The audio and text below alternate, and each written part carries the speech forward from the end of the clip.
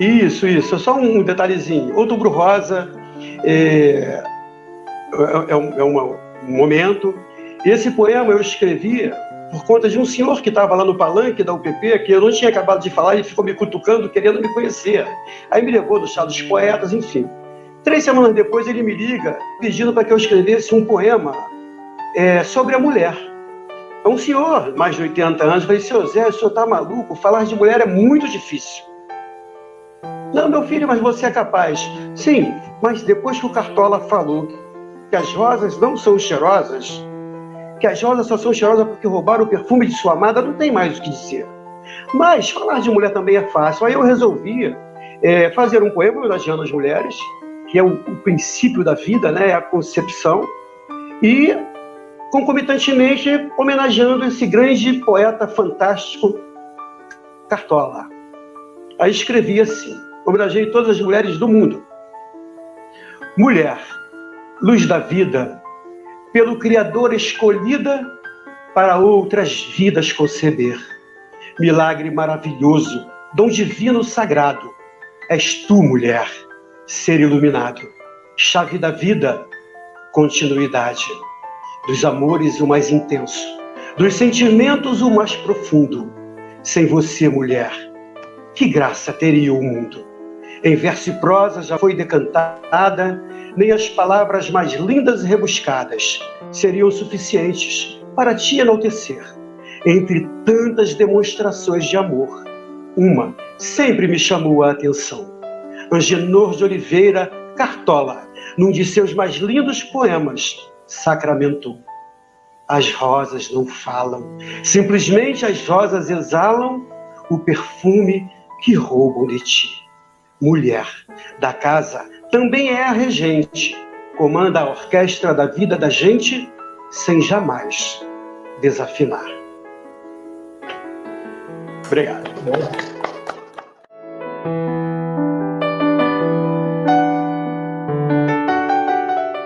Bem, eu vou falar agora um poema que é muito interessante para mim, que eu gosto demais.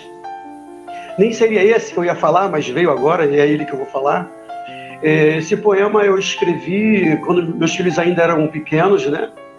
E ele começou num sonho. Eu sonhei que estava indo jogar futebol com os amigos e de repente me perdi dos amigos. Estávamos procurando lá o lugar do campo e quando eu me vi só.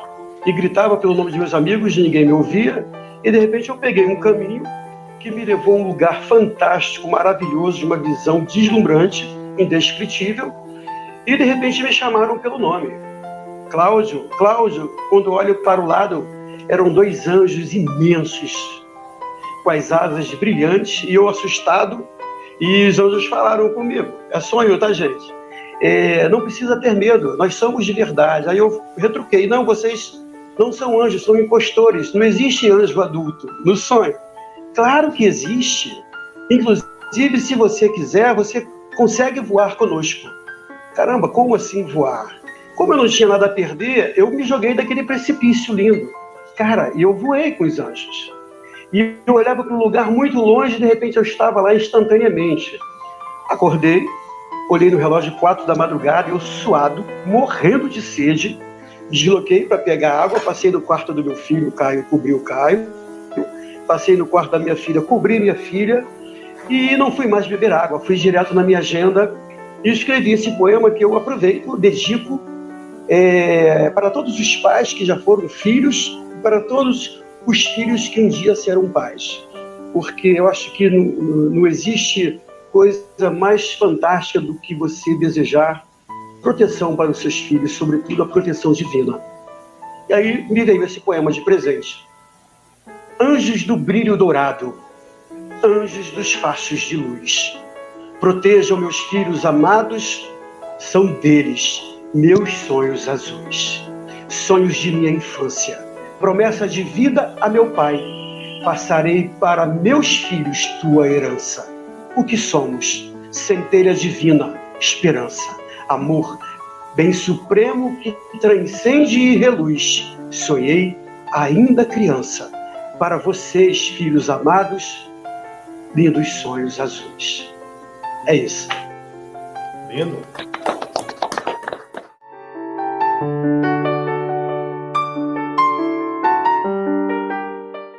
Então, eu vou falar um poema com esse título, que eu escrevi alguns anos atrás, na Zona Sul, ver uma máquina de lavar.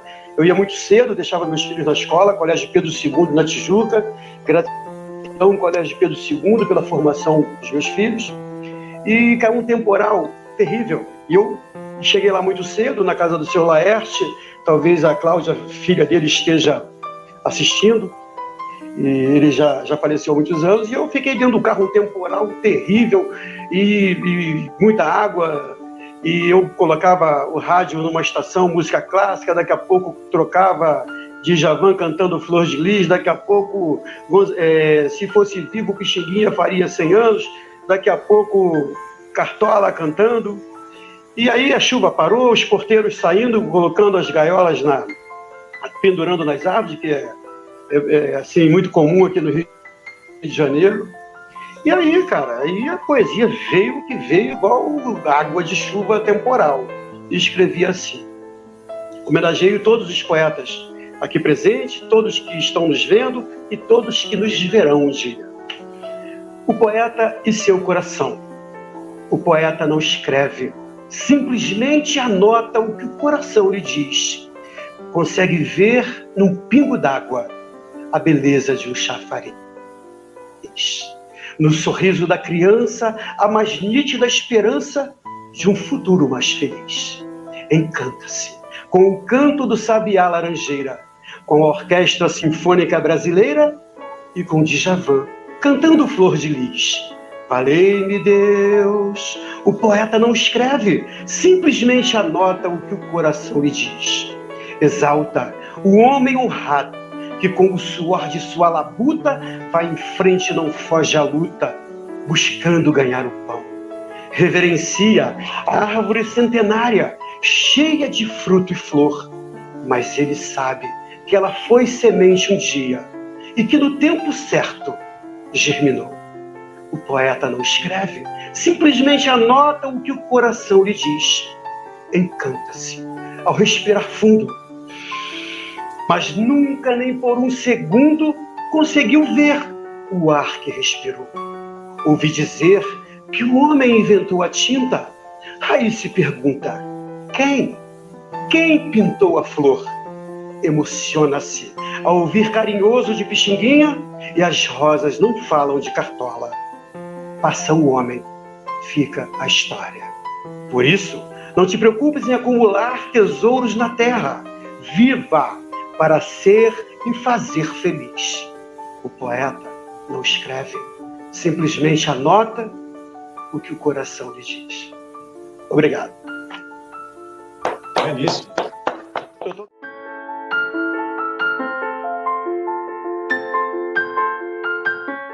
Bem, eu vou então falar agora um poema que escrevi, voltando lá na questão da UPP, né? Porque quando eu falei que eu escrevi o texto, né? Porque na verdade eu não escrevi para ir lá, na verdade. Eu escrevi porque eu escrevo, porque eu tenho sensibilidade. E aí, graças a Deus. E aí, acabei indo lá e a coisa chegou no coronel, que era o coordenador geral. E eu falei que era mecânico de máquinas de lavar, que era filho de nordestino, que morei 30 anos lá no Morro. E ele lendo o texto, 3 vezes ele parou de ler o texto e me olhou e perguntou, foi você mesmo que escreveu isso? E eu, por educação, obviamente, deixei ele terminar. Quando ele terminou, eu falei para ele assim, senhor, como falei anteriormente, eu nasci e me criei lá em cima, mas eu tenho a felicidade de ter a sensibilidade. E tão importante para mim quanto tê-la é conseguir organizá-la e transcrevê-la. Inclusive, recentemente escrevi um texto onde faço uma analogia do crack. Crack, essa droga terrível. E eu falei, quando mais jovem, eu sou Flamengo, quando eu ouvia falar crack, eu pensava no Zico, no Rivelino, no Roberto Dinamite. Hoje eu, cidadão, o senhor cidadão, somos obrigados a ouvir que crack é uma droga terrível, que destrói vidas e sonhos. E ele ficou meio impactado e falou, caramba, que coisa incrível, eu nunca pensei dessa forma. Aí eu virei para ele assim, de chapada, tu quer ouvir o texto? Ele, pô, você tem aí? Eu falei, tenho aqui. Então eu quero terminar hoje, né, fazendo essa analogia dos craques da vida. E que escrevia assim: sonho com um mundo sem guerras, santas, frias ou ideológicas. Sonho com um mundo melhor para nossas crianças, onde as armas não sejam aquelas que disparam balas de aço, que matam e mutilam, mas que pudessem disparar flores que enfeitam e perfumam. Bombas, somente aquelas feitas de chocolate. Sonho com um mundo onde religião pudesse verdadeiramente se chamar amor e que todo manifesto referente fosse para o bem comum.